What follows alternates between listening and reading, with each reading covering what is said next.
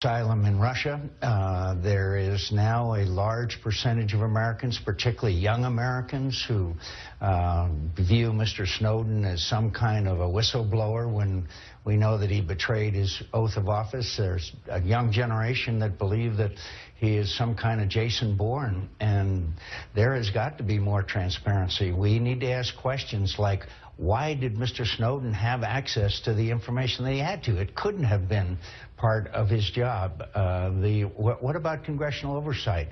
Have we had a failure there? And clearly, Mr. Snowden's being granted asylum in Russia is a signal of incredibly bad relations between the United States and Russia, and Mr. Putin putting his thumb right in America's eye. Let's talk, though, about some of the specific reforms that President Obama proposed in his news conference. Let's put them up on the screen.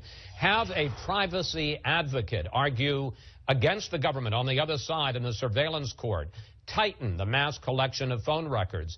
Be more transparent when you can about surveillance. Do you think those are good ideas, or do you think there's a possibility they could impede our ability to stop a terrorist who means to do us harm?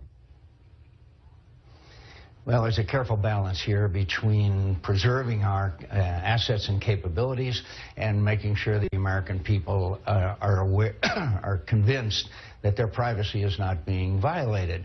And it is a careful balance. Right now, as I mentioned, there's a kind of a generational change here. Young Americans do not trust this government. Without trust in government, then you can't do a lot of things. So I don't disagree with any of those proposals of the president's, but I also would ask, how in the world do we have all these thousands of contractors and people like Snowden who may have access to information that there is no reason for them to have?